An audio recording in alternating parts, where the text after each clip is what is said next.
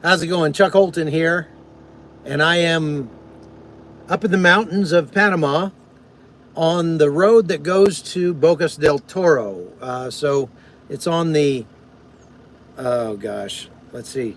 It's on the west side of Panama going north towards the Caribbean coast. We're about 25 or 30 miles from the Pan American Highway. And the reason I came up here is because there's a camp here that used to have thousands of migrants in it. This camp was, I don't know if, I'm not sure what it was originally built for. Hi, Mississippi. You're one of the first people on here. I'm not sure what this camp was originally built for, but it was turned into a migrant camp years ago. And there were a ton of migrants that were staying here. I've been here before to interview Colombians and Haitians and Venezuelans and people from all over the place. And so I wanted to check out this migrant camp and see who was here, see what it looked like now, because I haven't been up here in a few years. And I know there have been some changes in the way that they handle the migrants. And so I just wanted to come up here and take a look at it. So what I found was pretty interesting. As it turns out, this place is completely, and I mean completely empty. You look back there, there's a big lodge, big building. And there's a whole bunch of these buildings that are around here. And that's a Centerfront truck just pulled in where I was hanging out. And it's completely empty, 100%. Now I'm going to drive a little bit, and so I may lose signal a little, here and there, but be patient with me. The signal has been pretty strong, so we'll see if it comes back, if it does go out. But I just wanted to point out the International Organization for Migration. Why is this camp empty? Well, as it turns out, on October 6th, the day before the attack in Israel, I was in Armenia, so I wasn't here in Panama to hear about this.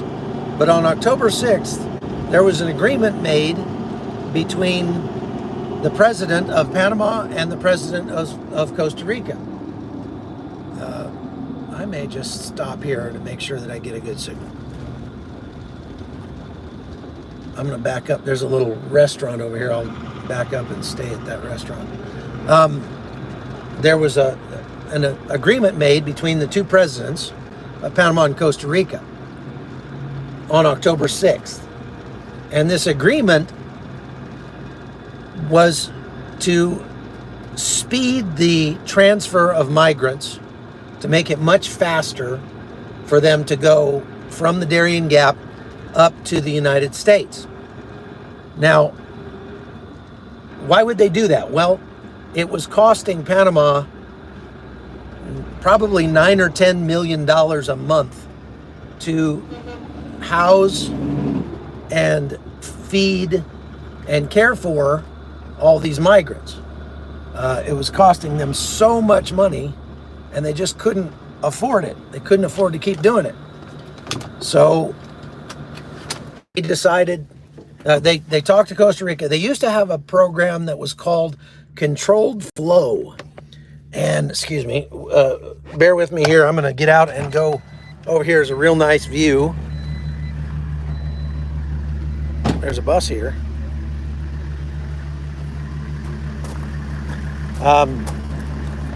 Let me get my tripod out, and that will make it much easier here. So they had this program called controlled flow, and basically what that was the Panamanian government would coordinate with the government in Costa Rica to figure out how many migrants they could take into Costa Rica at a time. so that they didn't overwhelm Costa Rica with migrants. And Costa Rica basically drove that train. So Costa Rica would let Panama know, okay, we've got room for 200 people. And then Panama would send 200 people. They'd put them on buses in the Darien Gap, and they would translate them, via that bus all the way to all the way to the Costa Rican border. Then, ¿cómo estás? Then they would, from the Costa Rican border, Costa Rica would put them on a bus and send them to Nicaragua, and so on and so forth. You've heard me. Sorry about that.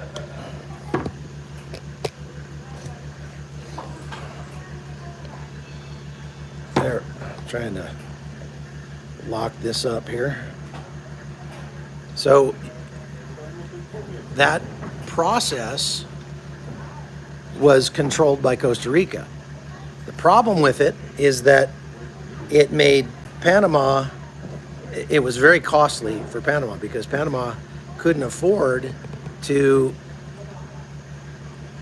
house and feed all these people, because there were more coming in each day than Costa Rica would agree to take. And that being the case,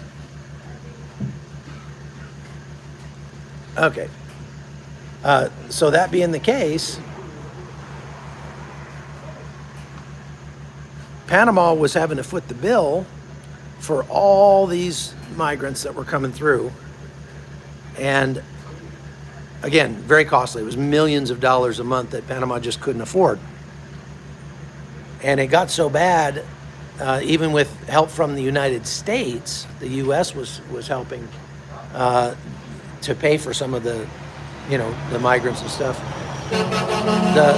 The migrants themselves were complaining.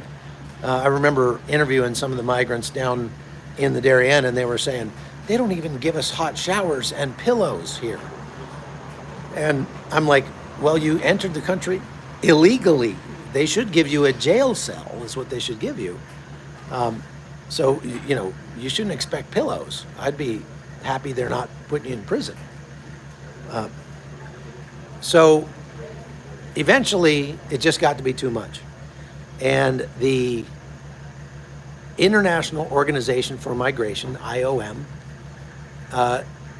went to the presidents of Panama and Costa Rica and said, all right, let's come up with a fix for this. We're going to put them on buses in the Darien, and we're going to move them all the way to Costa Rica inside of a day. That's about a 8.5, 9-hour drive from down there. But we're not going to stop except to let them use the bathroom, and we're not going to allow them to stay in Panama at all. Now, the migrants themselves have to pay for this bus ride, but I think it's subsidized, because the bus ride is about, I think it's $40, well, it was $40, now I think it's gone up to $60, but that also includes a bus ride coming out of the Darien Gap from like Canan Membrillo or Bajo Chiquito, the first villages, Indian villages that they meet up with inside Panama, and then take the boat out to the road and the bus from the road on out to Costa Rica. Now, the only way that these migrants will end up staying in Panama for any length of time is if they don't have the money to pay for the bus ride. And that's $60. And if they don't have the money, then there's several ways they can get it. They can, have somebody they know outside the country wire them money. That's what most people do. And they don't actually have wiring facilities in the Darien Gap, in these migrant, or not migrant camps, in these indigenous camps or villages where they first come in. There's no electricity in those villages, so you would imagine that there's not going to be any, Western Union or something like that. But what they do is there are people in the camps or in the villages, the migrant villages, the indigenous villages, Mbera villages, that will take down the name of the person that you're trying to get in contact with and get money from, and their phone number. And then they will send that information either downstream, or if they have a satellite communication. There are now a few people who have Starlink internet uplinks in those villages, and that's a new thing, but that obviously has cut down the time dramatically. And they would send those messages to somebody at the road who would take them to Panama City. Somebody in Panama City would then call the number and say, hey, I'm calling on behalf of your relative, your friend, so-and-so, who's out stuck in the Darien Gap, and he needs $60 wired to him. And if that person was willing to wire them the money, it seems pretty sketchy to me, but if they're willing to wire them the money, then they would take about a 20% cut. So they'd have to bring, $80. They'd have to send $80 to get the person $60, whatever. That still happens. And then they would take that back to the illegal migrants and give them the money that they could then use to get on the bus. The other way that they could earn the money is to try to earn it by doing some kind of job in the village.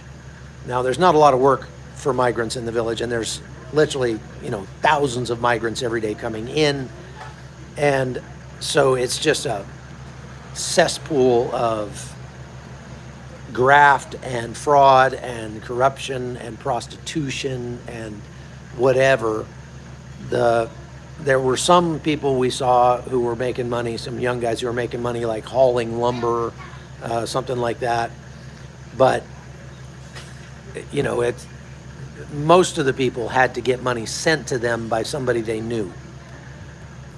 Now, people have this set up beforehand, and so it's not like a surprise, like somebody just gets a phone call in the United States or someplace, say, hey, your uncle is on his way through the Darien Gap and he needs money. Can you send us $80? They know that they're going to get robbed along the way, so they don't take all their money with them. They just take what they need to get to the next step, and then they have more wired to them.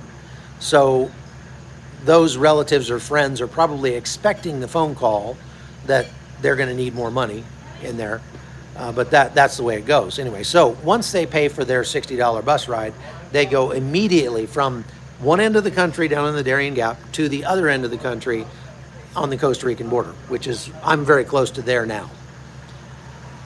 Once they do that, then they get booted into Costa Rica. Like, I need a passport to get into Costa Rica.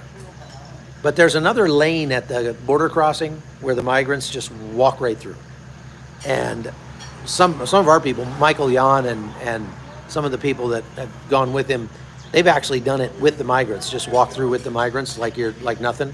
And you don't get checked, you don't get asked for papers, nothing. They just turn a blind eye. That's the same thing that happens, by the way, on the Panamanian border with Colombia. There is a border checkpoint, and when the migrants are coming through, the last time I was there, the migration officers just leave. They go to lunch, and then all the migrants go through and they'll get checked. And then if I try to go through, the migration officer is there and he has to see my passport and stamp my passport. It's pretty crazy that the amount of collaboration that is done by the governments of these countries to allow these migrants to go through. And that's my point. If you're in the United States and you have a buddy and he says, hey, I'm broke, I'm gonna go rob a bank in town. Can you give me a ride? Would you do it? Would you give him a ride to go rob the bank if you knew that's what he was gonna do? Well, if you did, that would make you an accomplice. If nothing else, you would be aiding and abetting a criminal. And that in and of itself would be a criminal act, right? You would be a criminal for helping somebody perform a criminal act. I'm not sure why the trucks that go by here all have to honk their horns. I guess they all know the person that owns this little shack that I'm in. So if you're aiding and abetting somebody in the commission of a criminal act, you, by definition, are also a criminal and are guilty of the same crime. So when we apply that to illegal migration, the International Organization for Migration, the government of Panama, the government of Costa Rica, the government of Colombia, many of the politicians, as well as the police who are, just waving them on through without actually following the laws of their own country to check the paperwork of people coming across the border. All of them are, in fact, smugglers. They are engaging in criminality in order to assist people who are planning to engage in more criminality. Look, crossing the border illegally is illegal. That shouldn't be a big surprise, right?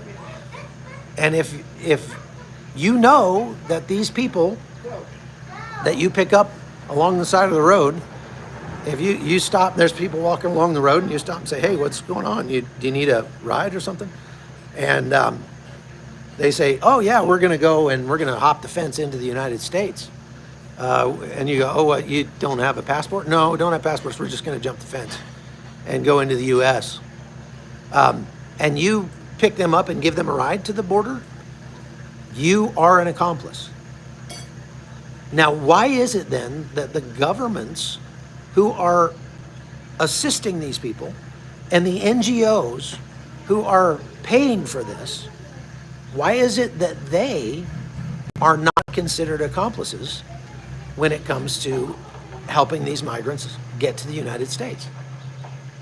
I don't have an answer for that.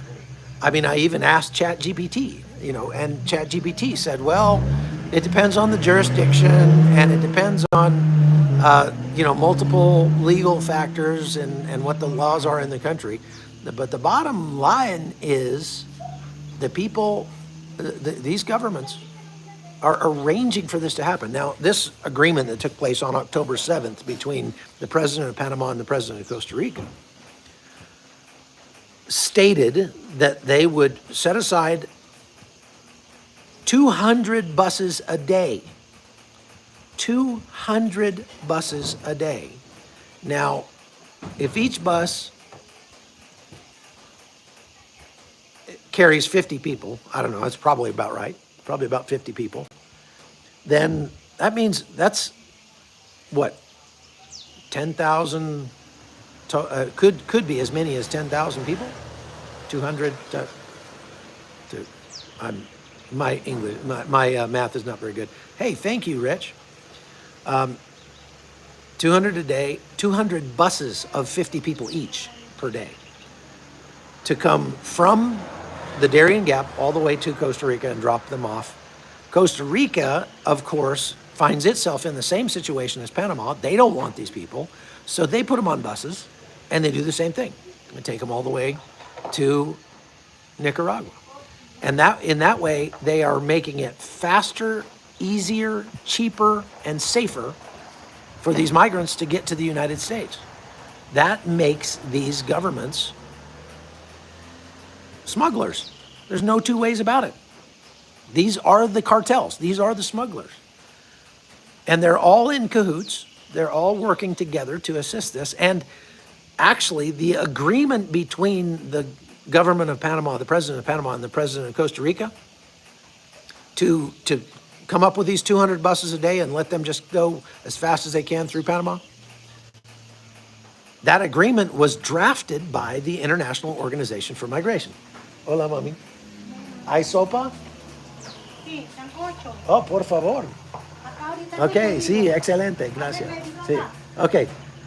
Pero no necesito pollo. No, No como pollo. I'm going to order some soup while I'm here. So this agreement was drafted by the International Organization for Migration, IOM. And in the press release that they put out on October 6th about it, they specifically refer to the migrants as labor migrants. That is, economic migrants. They know that these people are not fleeing war and disaster and poverty and oppression because they're going through a dozen countries before they get to the U.S. They admit it on their website, in the press release, that these are economic migrants. They're labor migrants. They're going to the United States for more money. Not even for a better life per se, although they would think that more money equals a better life, although it doesn't. But that's the reason that they're going. And the IOM knows it, and the IOM is spending millions of dollars every year, much of it funded by the U.S. taxpayer, to help these migrants get to the U.S. So I've been reporting over the last few days that the UNHCR and IOM and there's 260 organizations, many of them charities and churches. Yeah, I will answer questions from the chat here shortly, so get ready to ask your questions. There's like 260 organizations, many of them faith-based, but most of them get money from the government or a government. And they're planning on spending $1.6 billion with a B this year, not helping migrants who are in the United States, but helping migrants get to the United States. So there's no possible way that IOM could make a case and not be a laughingstock that they are not intentionally helping people break the law.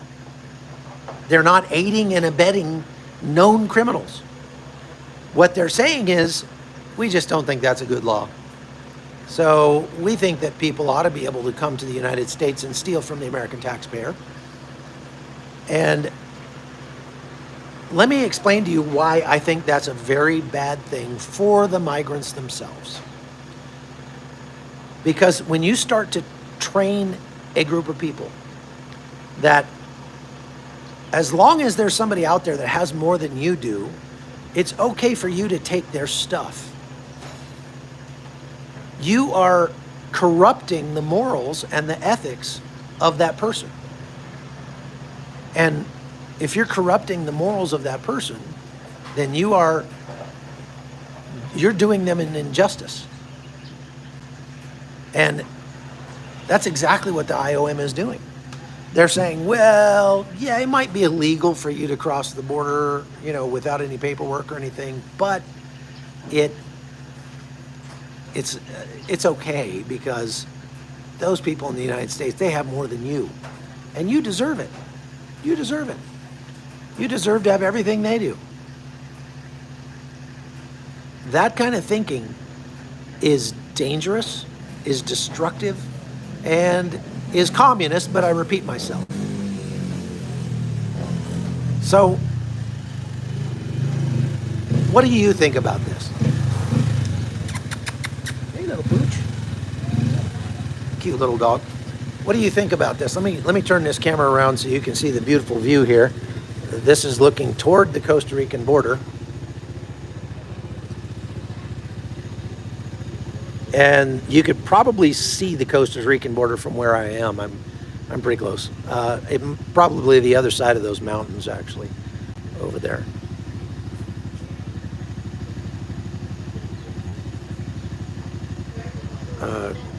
They will allow it because they believe in freedom.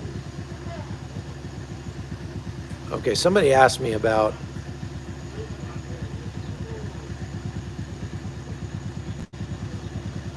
what's wrong with Hebrew immigrants. I don't have any problem with Hebrew immigrants. I don't have any problem with any immigrants as long as they're legal.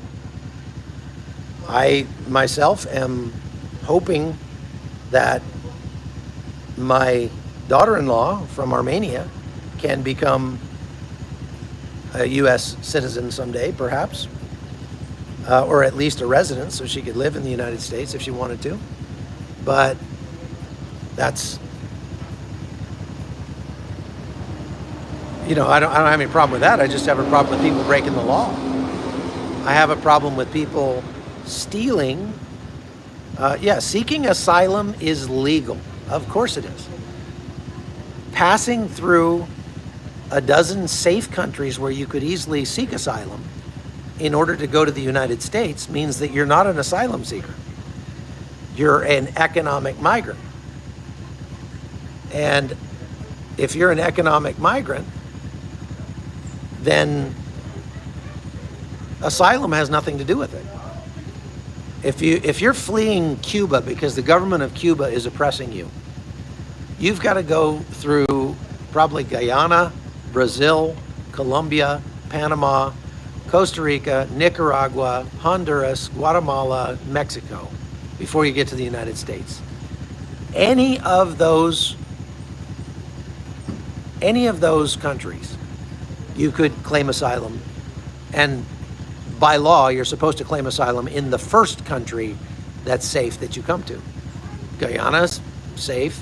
It's not going to persecute you in their government.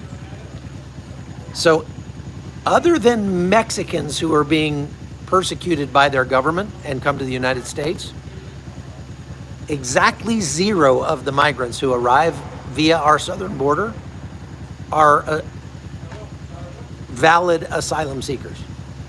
Okay? And GP doesn't know what they're talking about in any way, shape, or form. And so we'll just remove that person. So I'm making the point that the smugglers, the government, the government is the smuggler. The IOM is the cartel. Now, the fact that they are literally, they're not just, it's one thing if you're giving humanitarian aid to somebody. Like there's a video you can find on my hot zone. I was out in Bajo Chiquito and a 16-year-old girl just passed out cold, not cold, hot. She was overwhelmed by the heat. She had been standing in the sun for 5.5 hours, hadn't eaten anything in 2 days or drank any water, and she just passed out. She was going to die of heat stroke. So I picked her up and carried her to the clinic, and there wasn't anybody there that would help her, so I helped her by cooling her off, putting some water on her, giving her a drink, getting her an apple, and giving it to her. Now, if you wanted to be heartless, you could say I was assisting migrants in breaking the law. But, I mean, come on. I wasn't helping her get any closer to the United States. I was just keeping her from dying. Now, at some point, your humanity has to take over.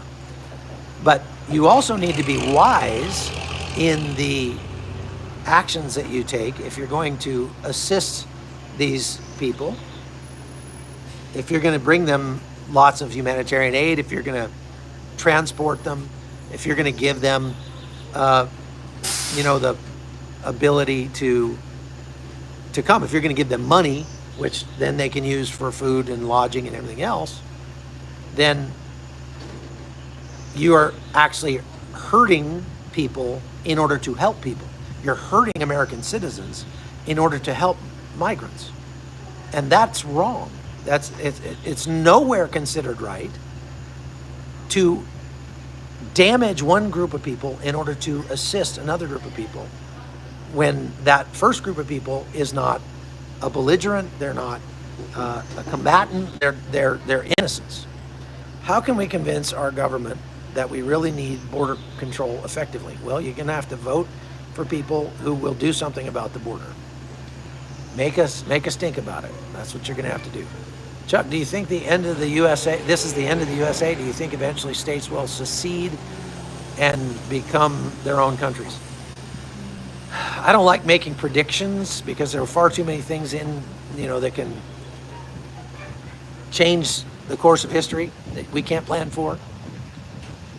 But if I had to make a prediction, I would say that eventually the United States will balkanize like the Soviet Union did and will become 4 or 5 different republics. Our country is populated by 2 countries worth of people right now. And those 2 groups of people are mutually exclusive. Those 2 groups of people cannot exist in the same space without violence being the ultimate result. And it really comes down to worldview. It comes down to the most foundational precept of how you see the world. One group of Americans, about half of America, says that some things are right, some things are wrong, and how you feel about those things doesn't change whether they're right or wrong. They are objectively right or wrong based on ultimate truth, objective truth outside of you or me. And so truth is like penicillin, it's life or death. It's not like flavors of ice cream that you can just choose whatever you want. The other half of America are people who believe that you choose your own truth. You make your own truth. Live your truth. And so they treat truth like flavors of ice cream. The problem with that worldview is that it literally is self-contradictory, because what they are actually saying, if you boil down their worldview to its foundation, what they're saying is it's objectively true that there is no objective truth. And they're saying that you are wrong if you say anybody is wrong. And they're doing exactly what they say you cannot do. And those are the people who are depraved. They're the people who have, they've abandoned the concept of truth, even biblical truth, yes, but any truth. They've abandoned that concept and embraced a fictional truth that says, I am the end all and be all of what is true. I can say you are wrong, but you can't say I am wrong. No discussion, right? It's true that there is no truth. That's what they're saying. And that's a worldview that commits suicide on its own. So people like that are the kind of people who can also accept that a boy can have his period, or that if I feel like a girl today, I can go get pregnant and have a baby, even though I'm a man. That there's such thing as birthing persons and not women. Those are the kind of people that believe that a human being with all the traits of a human being that's 2 days from being given birth to, being born, can be murdered just by virtue of its location, because it happens to be inside its mother still. And there's nothing wrong with that. Somebody who says it's true that there is no truth is the kind of person who could say that a man and a man can do whatever they want, can get married, and that marriage is as legitimate a covenant as the covenant that a man and a woman make before God. I said yesterday that the way you can tell if something is good or evil is to look at where it's pointing. If it's pointing towards life, it's good. If it's pointing towards death, it's bad. Anything that points toward human flourishing is good. Anything that points toward human death is bad. So evil looks like abortion, euthanasia, assisted suicide, gay marriage, because you're not going to have any kids.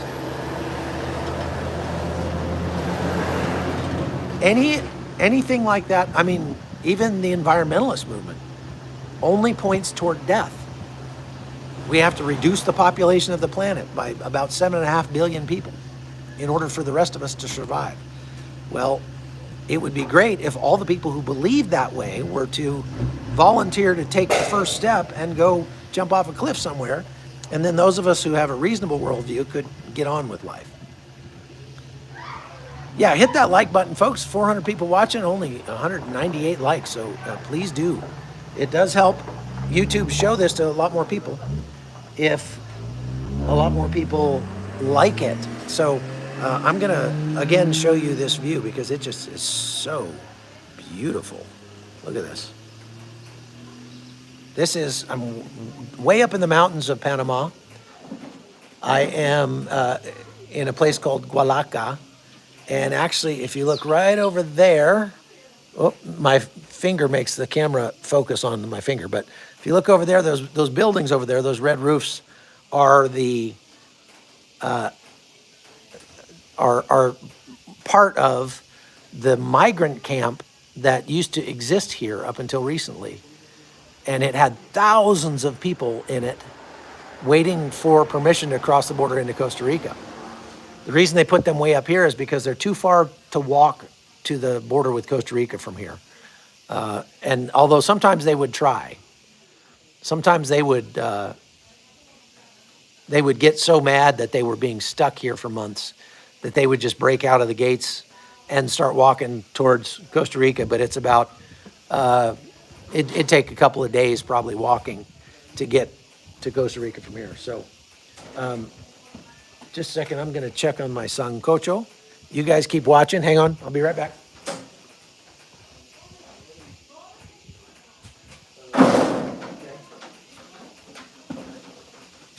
Well, I guess my soup is not forthcoming just yet.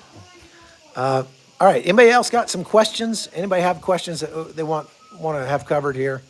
Chuck, why can't Panama build a wall and stop migrants from coming up through the Darien Gap? Well, because it would be tremendously expensive. Is that Stephanie? The Darien Gap is some of the most extreme topography on the planet. This mountain that you see in front of me is part of the Cordillera. That is the same mountain range that goes all the way from the Rocky Mountains of the United States and comes all the way down and actually makes Panama.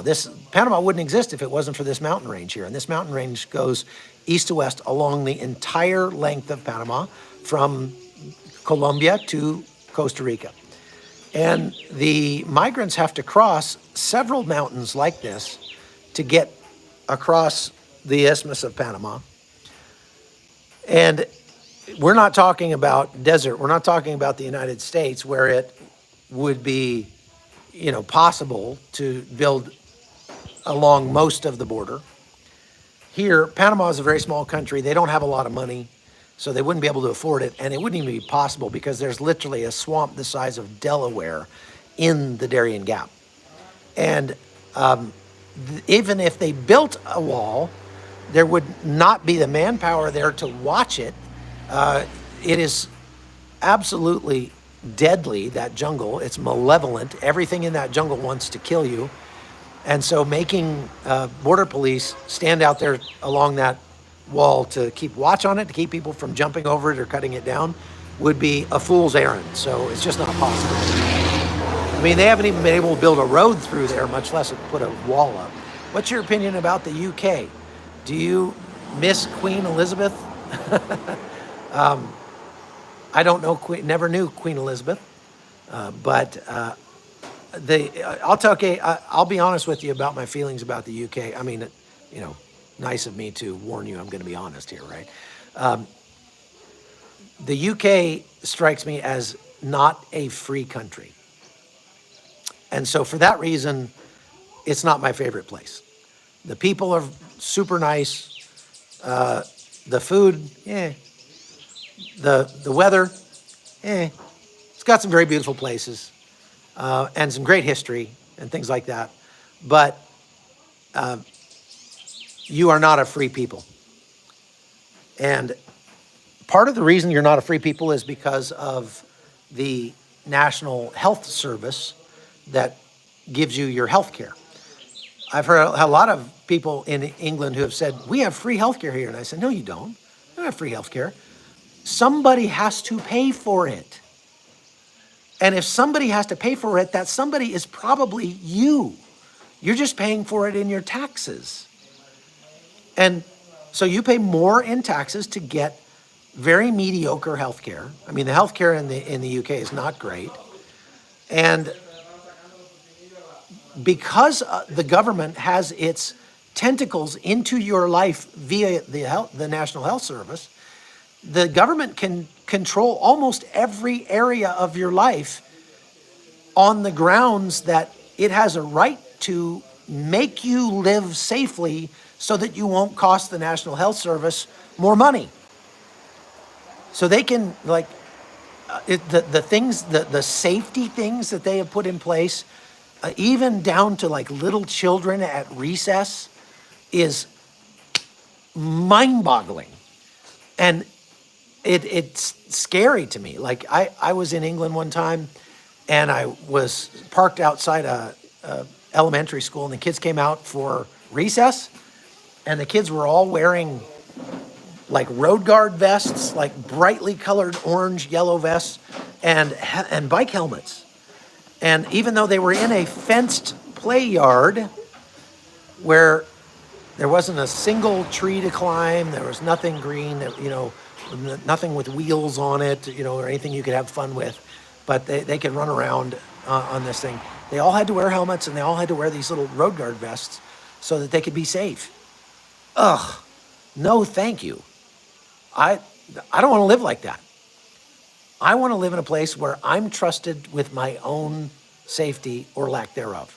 And if I want to jump off this cliff, it's up to me. I don't like the government telling me to do about anything. And the government in England tells you to do almost everything that you do.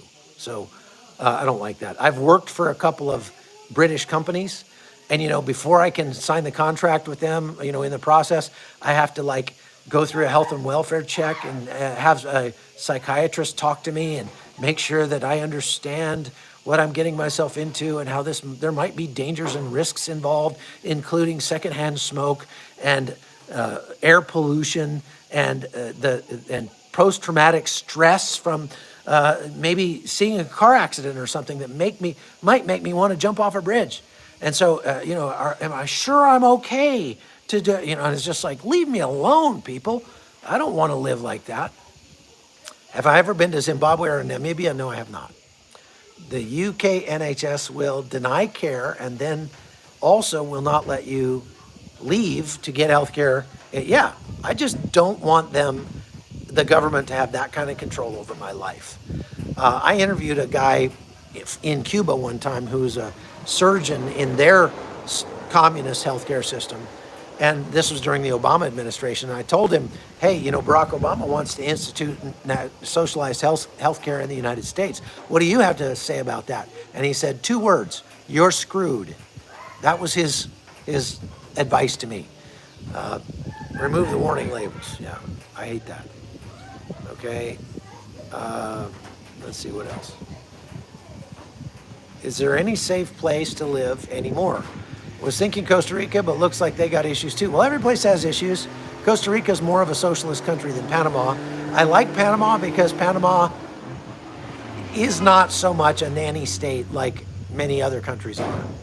For the most part in Panama, you can do what you want, just leave other people alone.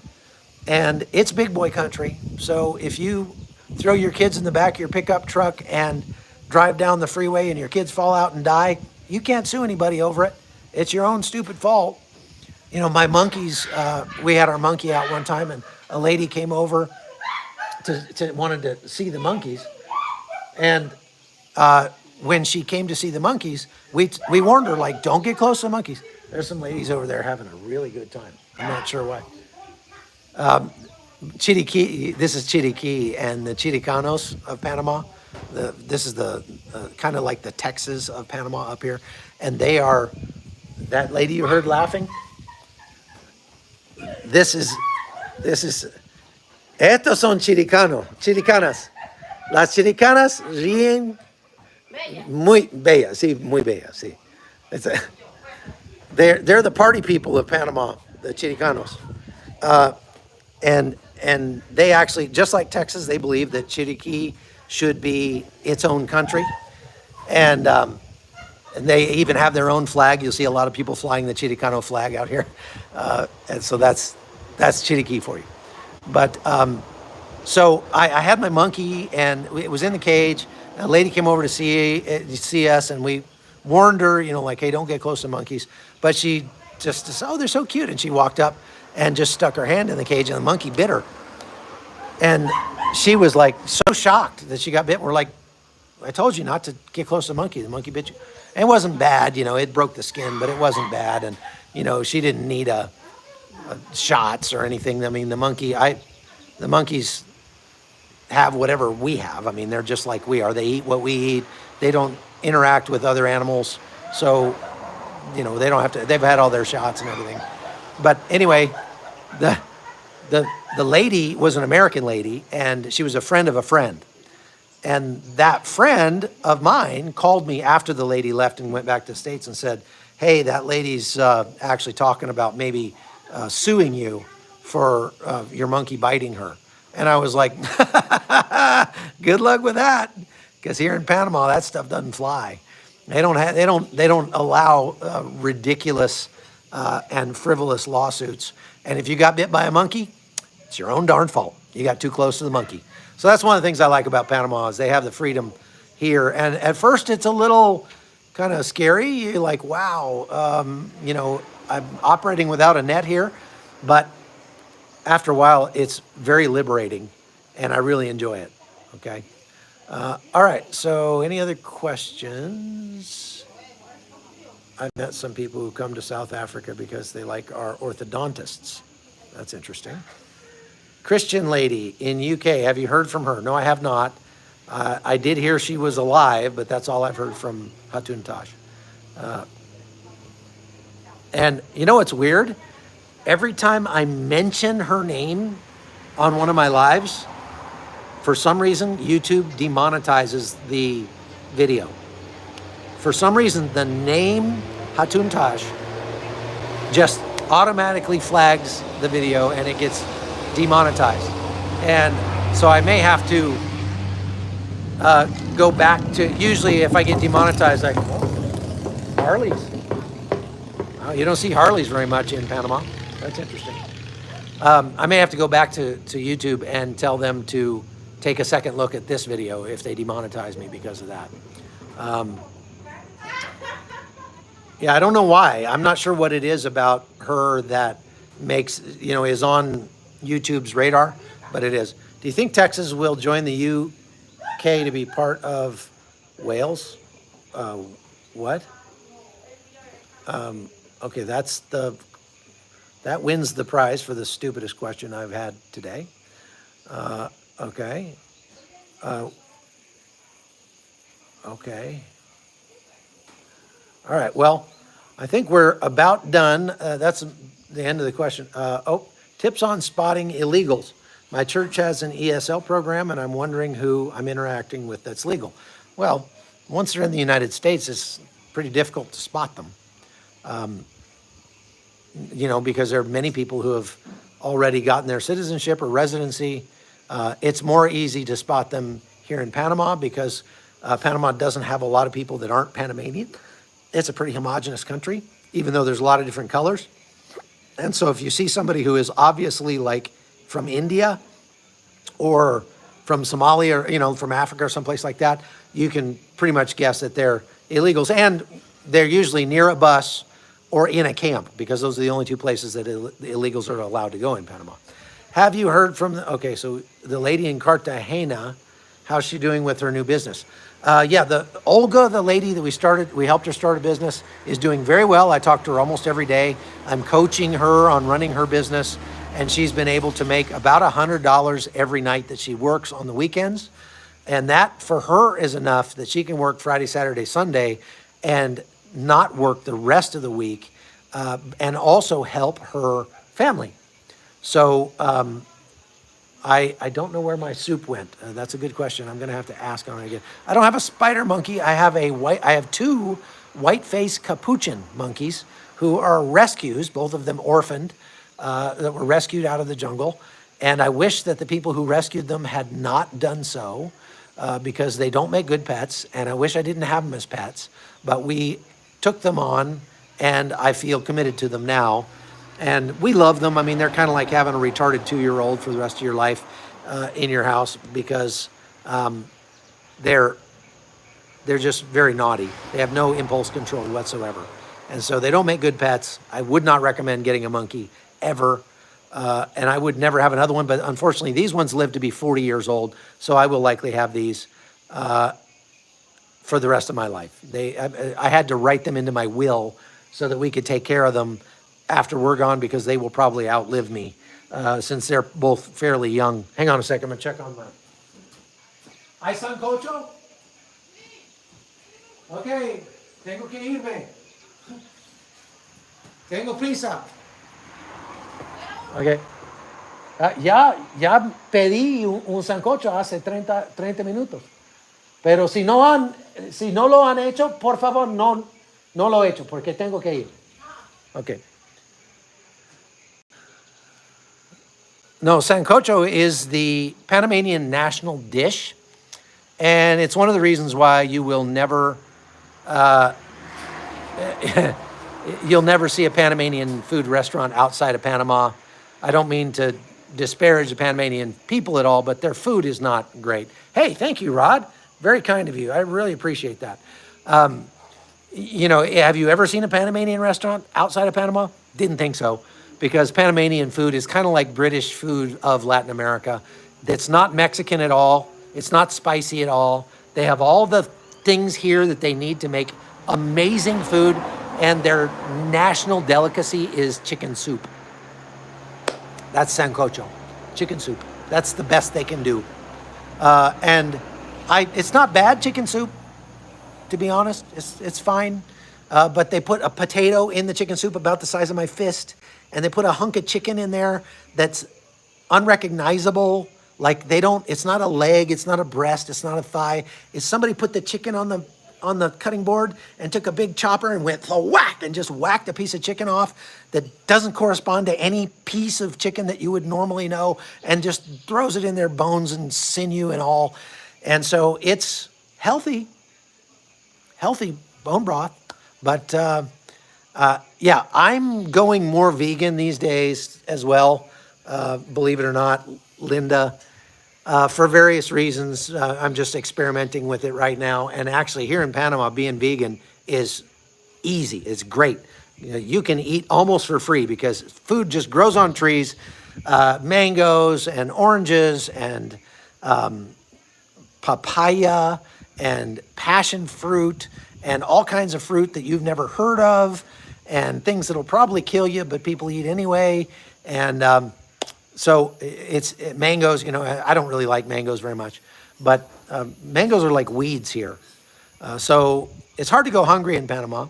And if you're a vegan, there's tons of options for you, lots of healthy options. I do definitely eat much healthier here in Panama than I would in the United States because we don't really have fast food, as you can notice from my half hour of sancocho over there. I don't think she ever actually started making it. I think she just walked off and forgot, but that's okay. So I'm going to go and I'm going to do some more reporting on this migration issue down here. So thanks for watching. And again, thank you for supporting me. Go over to chuckholton.com and you can subscribe over there. You don't have to pay anything, but you can subscribe, or you can actually sign up as a supporter monthly or annually or whatever. And I appreciate all of that. And we try to give almost all that money away. I say almost because it's so much now that it's really becoming a full-time job for my wife. So what we're doing is we're putting some of it aside and letting it build up. And then we may do something really big for somebody, like buy them a house or something at some point. So yeah, thank you very much for all that. And again, you guys are able to reach through the technology and help people who are having their worst day in all the hard places that I go. So God bless you. We'll see you again tomorrow. Bye-bye.